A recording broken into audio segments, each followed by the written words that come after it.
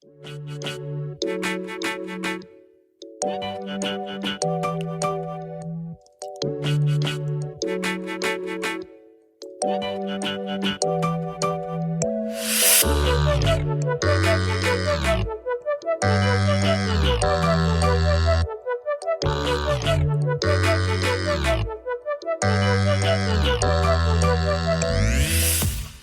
welcome to Technology Tap. This is ProfessorJRod. Breaking news, guys. CompTIA has released 11.01 exam. Let's talk about it.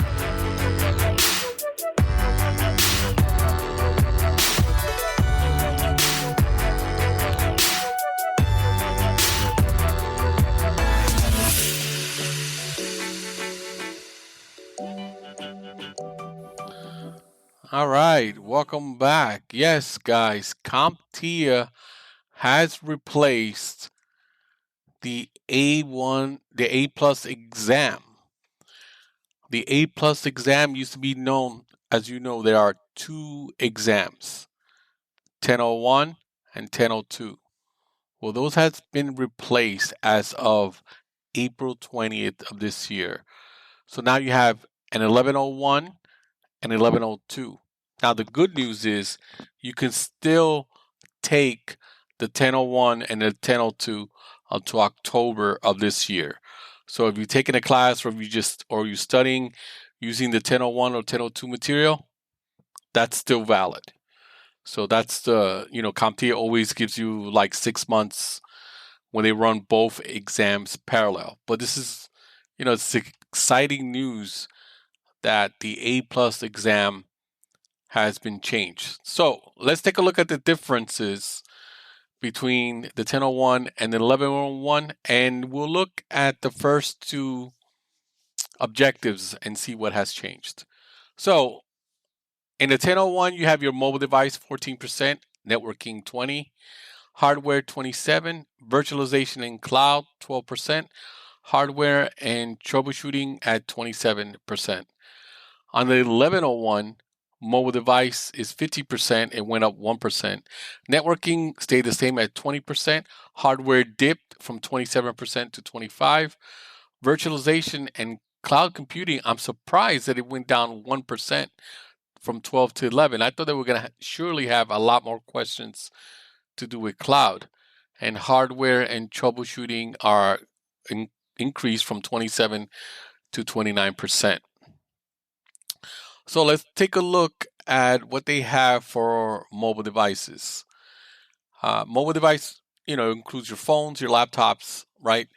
So they still have hardware, device replacement, keyboards, RAM. They talk about RAM. They talk about hard drive, physical privacy and security components, biometrics, near field scanner. They talk about different displays, liquid crystal display, in-plane switching, twisted pneumatic. There's a new one, vertical alignment. OLED, they talk about Wi-Fi connector, camera, touchscreen, inverter. That's in the old exam. Nothing new there.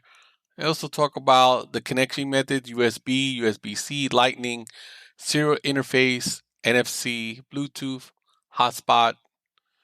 Talk about accessories, touch pens, headset speakers, webcam, docking station, port replicator, tracking pad, joint pad. Nothing has changed there. Mobile device in the network, connectivity, and application support. You have your wireless network. They've included the 5G on this exam. Hotspot, global system for mobile communications. Preferred roaming list, that's new. Bluetooth, enable pairing. Find a device for pairing, that's new. Enter the appropriate PIN code. Test connectivity. Another section, comparing and contrast TCP with UDP. They have the same ports, right? FTP, Telnet, Post Office Protocol. Nothing has changed there. TCP versus UDP. I'm looking at it. Nothing has changed. Compare and contrast network hardware, routers, switches, access points, patch panel, firewall, PoE standards, power over Ethernet, cable modems, DSL, optical network terminal, your NIC card, and your software-defined networking. Talk about wireless networks, frequencies 2.4, that stays the same.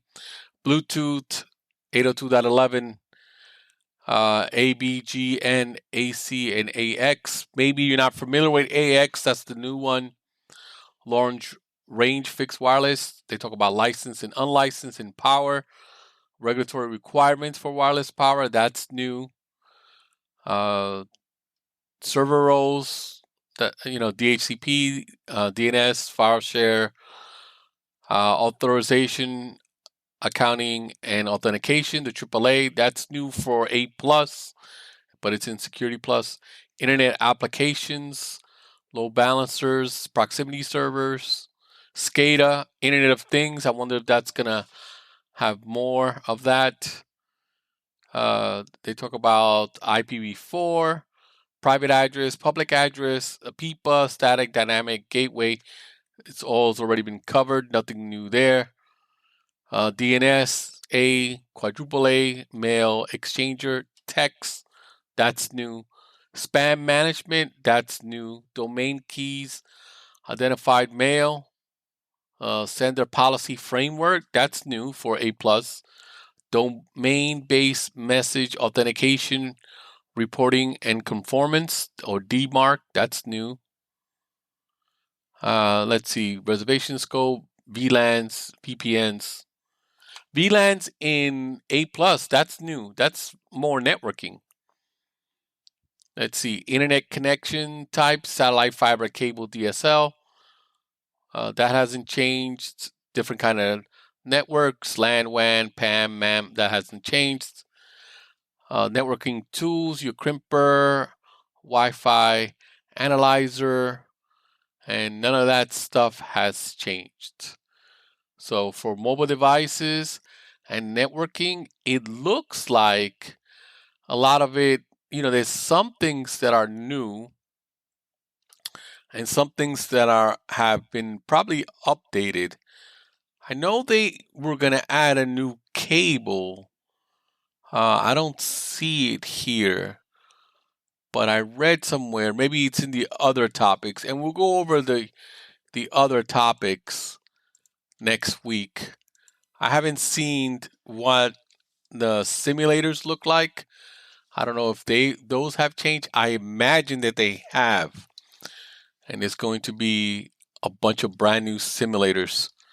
So that's a lot of work for me. I now have to create different kinds of exams now for my students. Oh, if anybody's ever interested in taking one of my practice exams, my A+ practice exams, I have for both 1001 and a 1002. Since we're still in that phase, just email me and I'll be more than happy to send you the link where you can take it. It's just like the real exam, right? It's 90 questions. I give you 90 questions and you have to do it in an hour and a half. And if for the most part, if you able to, study and then take, I got several. I think I got 4 for each exam.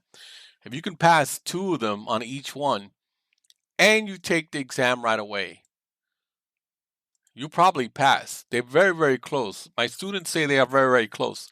But it's not so. Now, use the questions to practice, right? Don't look at the questions and hope, oh, yeah, I'm hoping these questions appear on the exam. They might not be the same questions. They're probably not going to be the same questions, right? But the format is the same, right? So if you can, again, like I showed you in the other podcast, there's a method to take the exam and pull it apart by basically reading it, right? Digging your hands in there and really reading the questions, and you can pull out the answer. But yeah, I'm gonna as soon as I can get any information on the 1101 exam, I'll create new exams. And if you want those, you know, again, email me, ProfessorJRod@gmail.com. Be more than happy to send you the link to my exams. There's no charge. And if you can pass a couple of them, use them as a testing material, right? And see if you can study and see if you can pass the exams. Only thing I want you to do that if you pass, shoot me an email and let me know that you passed, and then let me know how good the practice exams were. If they were good, bad. If you think I should change it. I know I have to update them. They haven't been updated in a minute, and that's one of them on my to-do list for the summer. And lastly, ladies and gentlemen, again, I cannot stress. I owed you another podcast for the month of April, and I couldn't do it because my hard drive crashed. And I cannot tell you how important it is for you to back up your computer. Fortunately, I've backed up my computer. I back up my computer. I have a NAS drive, and I also back it up to Google Drive. So I have, right next to me and in the cloud, exactly the same thing. So I was fortunate. Like, I'm not freaking out or anything, but I had I was a couple of days of not having a computer, and having to use somebody else's computer because my computer was just done, and then waiting until I get a new hard drive, and then installing Windows and restoring the data back. But this computer that I bought almost 3 years ago has been, bad luck computer for me. Only because I bought this computer before the pandemic, and I didn't buy a good computer, to be honest. And I didn't know we were gonna have a pandemic. I didn't know that I was gonna be teaching from home. I didn't know I was gonna be doing a podcast on this computer. So it's not the best computer. But fear not, my friends. I've purchased a really, really, really good computer. Should come in a couple of weeks. Yes, I did say weeks because apparently we have no parts. There are no parts available to create one. And I think what they told me also is because of the China's under lockdown again because of COVID. They don't have parts. It's taking a little bit longer for the parts to get here. So my expected date, I actually bought it today, and today is May 5th, Cinco de Mayo. I'm not expected to get it into June. So that's a long time. Hopefully I'll get it before then. I'll try to make 3 episodes this month. Next week is the last week of school. So for most colleges will be done. High school here in the East Coast does not end until June. I know in the South and the Midwest, they end at the end of May. So summer's coming. I owe you 2 episodes in May, 2 in June, 2 in July.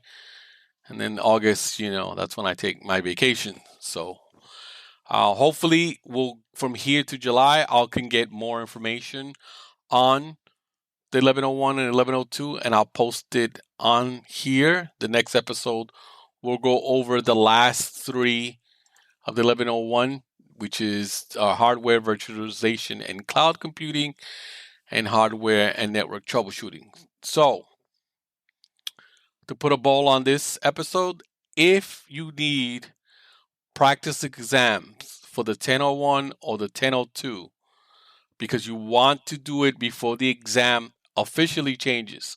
Remember, right now they're running both exams parallel, right? So that means you can take, when you register with Pearson, you have your choice of taking either the 1001 and the 1002 or the 1101 or the 1102. If you're still doing the 1001 and the 1002 and you are now in crunch time because you want to take it before the end of October, email me, ProfessorJRod.com, and I will send you practice exams free of charge. I just want you to let me know you know, how you did if you take the real exam.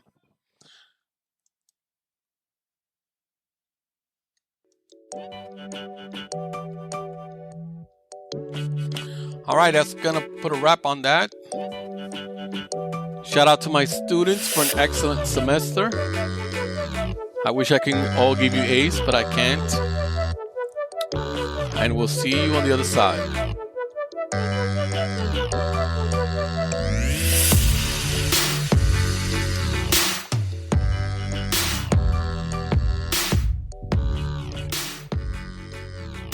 This has been a Little Cha-Cha Productions. Art by Sarah and Desmond.